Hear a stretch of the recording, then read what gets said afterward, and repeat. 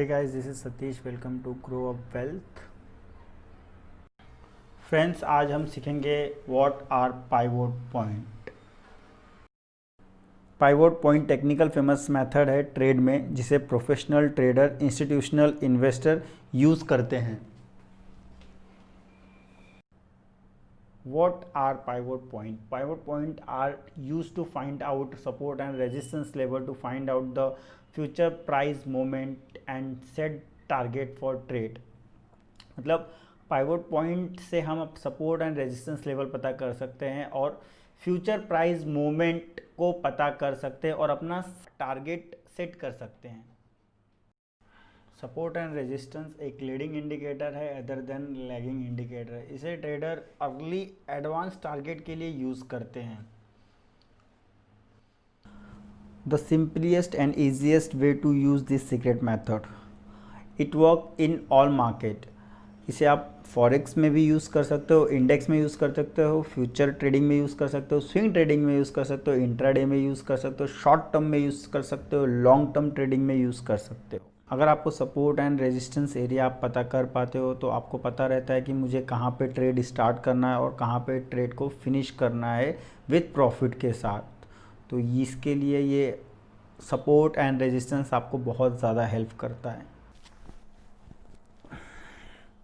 Hello guys, हमारे सामने डीमार्ट का चार्ट ओपन है जो आप चेक कर पा रहे होगे। ये 1 डे टाइम फ्रेम का चार्ट है। इट मीन्स ये जो एक कैंडल है ये 1 डे की है, ये पिछली कैंडल्स के पिछले डे की है, ये पिछली कैंडल्स के पिछले डे की है। और गाइस बताना चाहूँगा, हम ये जो प्लेटफॉर्म यूज़ करते हैं ये अपस्टॉक का प्लेटफॉर्म यूज़ करते हैं, जिसमें आपको फ्री में ट्रेडिंग व्यू का चार्ट यूज़ करने मिल जाता है। इसके साथ आपको बहुत सारे टूल्स एंड इंडिकेटर्स मिलते हैं जिसमें आपको बहुत हेल्प होती है ट्रेड लेने में। अगर गाइज आपके पास डीमेट अकाउंट ना हो तो डिस्क्रिप्शन में लिंक है, आपको लिंक के थ्रू आपका डीमेट अकाउंट ओपन कर सकते हो। तो गाइज आज हम सीखेंगे सपोर्ट एंड रेजिस्टेंस कैसे ड्रॉ किया जाता है। ये जो डीमार्ट का चार्ट है, अगर इसमें हमें सपोर्ट ड्रॉ करना हुआ तो किस तरह से ड्रॉ करेंगे। तो पहले हम सीख लेते हैं कि सपोर्ट किस तरह से ड्रॉ किया जाता है। तो गाइज आप चेक कर पा रहे होगे, कहीं ना कहीं इस प्राइस पे आने के बाद डीमार्ट में बाइंग प्रेशर आया। ये एक बार और ये 2 बार और ये 3 बार, इसलिए हमने यहाँ पे एक रेक्टेंगल, एक बॉक्स ड्रॉ कर दिया। तो ये जो बाइंग प्रेशर जहाँ से जनरेट हुआ, ये जो बाइंग प्रेशर एक बार यहाँ पर, 2 बार यहाँ पर, ये 3 बार जहाँ पे बाइंग प्रेशर जनरेट हुआ, इस एरिया को हम एज अ सपोर्ट कहेंगे। सपोर्ट मीन्स आप समझ सकते हो कि एज अ फ्लोर, ये फ्लोर पे आने के बाद कहीं ना कहीं डीमार्ट ऊपर की तरफ चला गया, फिर अपने फ्लोर पे आता है, फिर ऊपर की तरफ जाता है, फिर फ्लोर की तरफ आता है, फिर ऊपर की तरफ जाता है। तो कभी आपने सोचा है कि ये जो यहाँ से ऊपर क्यों गया, फिर यहाँ से नीचे क्यों आया, ये ऊपर क्यों गया, यहाँ पे नीचे क्यों आया। तो गाइज ये जो एरिया है, इस एरिया में आने के बाद डीमार्ट में बाइंग प्रेशर आ जाता है, लोग उसे बाय करने लगते हैं और वो ऊपर की तरफ चला जाता है। और फिर वहाँ पे से जब सेलिंग प्रेशर आता है तो कहीं ना कहीं वो अपने उस एरिया पे आता है। तो ज़्यादातर चांसेस रहते हैं कि इस एरिया में आने के बाद वापस से बाइंग प्रेशर आएगा और ये वापस ऊपर की तरफ निकलता है। और फिर थर्ड टाइम जब वो रिजेक्ट करके नीचे की तरफ आता है तो वहाँ पे फिर से बाइंग प्रेशर आता है और फिर वो ऊपर की तरफ निकल जाता है। तो कुछ इस तरह से सपोर्ट काम करता है। लेकिन आप एक चीज़ नोटिस करोगे इसमें कि ये जो सेम एरिया है, ये एरिया को अगर आप थोड़ा सा पीछे लेके जाओगे तो आप यहाँ पे चेक कर पा रहे होगे कि इसी एरिया में कुछ दिनों पहले डीमार्ट इस एरिया को रिजेक्ट करके बार बार नीचे आ रहा था, इस एरिया को रिजेक्ट करके बार बार नीचे आ रहा था। तो ये जो एरिया है, ये जो एरिया उसके लिए सपोर्ट का काम कर रहा था, ये सेम एरिया उसके लिए पहले एज अ रेजिस्टेंस का काम कर रहा था। इट मीन्स प्राइस यहाँ से रिजेक्ट हो रहा था। यहाँ पे आने के बाद सेलर हावी हो जाते थे और फिर प्राइस नीचे जाता था, फिर बायर आते थे, फिर सेलर हावी होते थे, प्राइस नीचे जाता था और फिर बायर आते थे, फिर प्राइस पे सेलर हावी होते थे, फिर वो नीचे जाता। जो एरिया है, इस एरिया को हम रेजिस्टेंस का नाम देते हैं और ये सेम एरिया आगे चल के उसके लिए एज अ सपोर्ट का काम किया। आप यहाँ पे चेक कर पा रहे होगे कि ये जो एरिया है, इस एरिया को हम रेजिस्टेंस कहेंगे और ये सेम एरिया आगे चल के उसके लिए सपोर्ट का काम किया।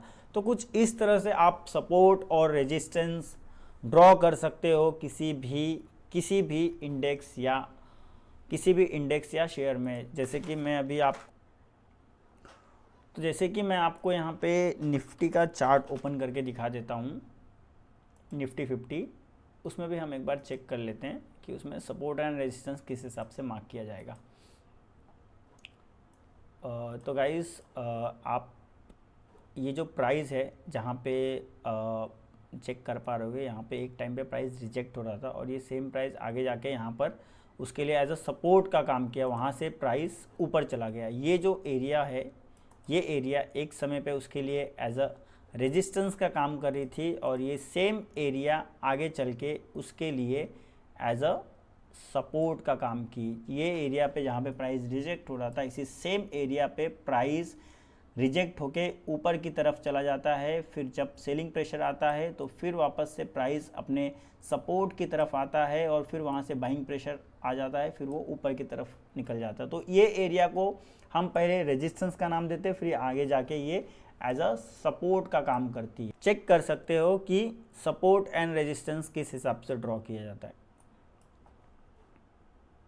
सिंपल वे है सपोर्ट एंड रेजिस्टेंस ड्रॉ करने का। आप कोई भी चार्ट ओपन कर सकते हो, उस चार्ट में ये सिंपल तरीका है सपोर्ट एंड रेजिस्टेंस ड्रॉ करने का। अभी हम ओपन कर लेते हैं बैंक निफ्टी।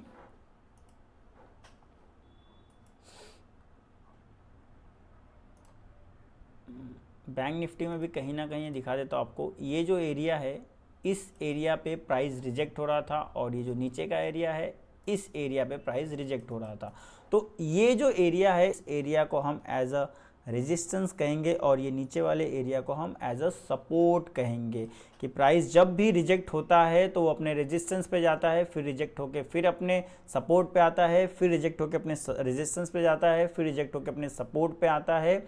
और कुछ इस तरह से किसी भी चार्ट में मूवमेंट होता रहता है। फ्रेंड्स, उम्मीद करता हूँ आप सभी को pivot point and support and resistance काम कैसे करता है ट्रेड लेते वक्त, इस चीज़ की जानकारी मैं आप सभी को शेयर कर पाया रहूँगा। Thank you for watching.